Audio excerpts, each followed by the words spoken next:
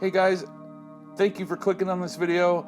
I'm gonna show you some cool tips and tricks here, but mainly we're gonna be talking about those dirty, virtual, dusty images that are just sitting in your hard drive, waiting to be used, and you don't use them.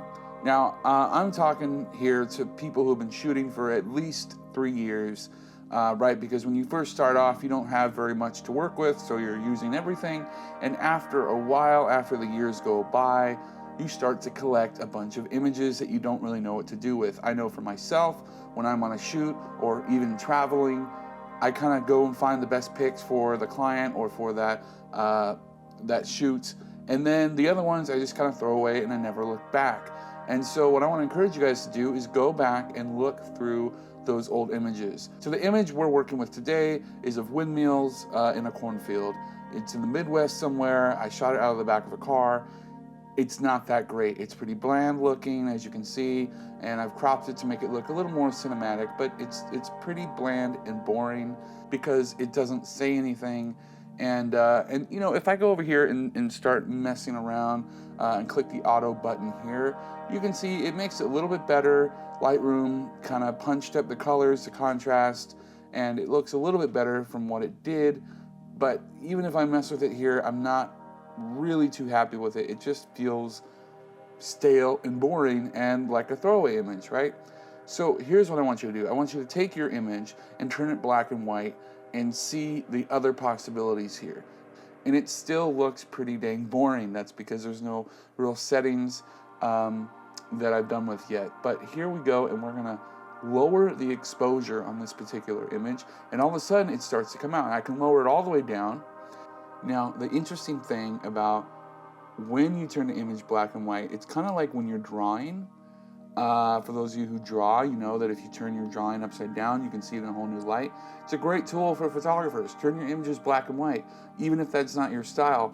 But also, in this case, I'm showing you how adjusting the settings and the curves and all these adjustments in Lightroom on an image that was pretty boring, we're starting to get somewhere where it actually looks passable to put on a blog or sell for stock photography or put on your Instagram.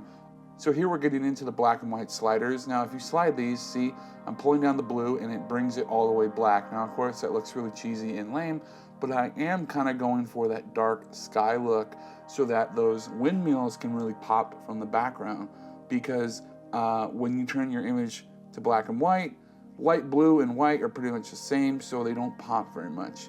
So I'm just gonna mess with these a little bit until I find something I like, and we'll keep moving forward.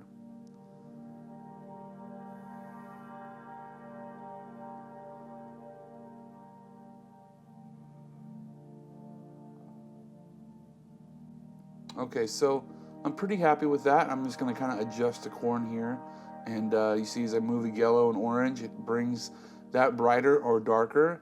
And guys, if you're not using this black and white feature within Lightroom or Photoshop or whatever tool you use, you're really missing out at the capabilities of what you can do with a black and white image. Okay, now we're gonna just boost up the sharpness here a little bit, turn on some masking. And now we're gonna add a little bit of a vignette. And those always help sort of focus your image. And in this case, it's really gonna help the sky kind of turn darker. So what we're gonna do now is we're gonna blur out this corn in the foreground so that we can draw our attention to the windmills in the back of the image. And what we're gonna do is we're gonna pull the sharpness all the way down, and we're gonna pull the clarity down as well, and that's gonna sort of blur that for us. And that is pretty much it, guys.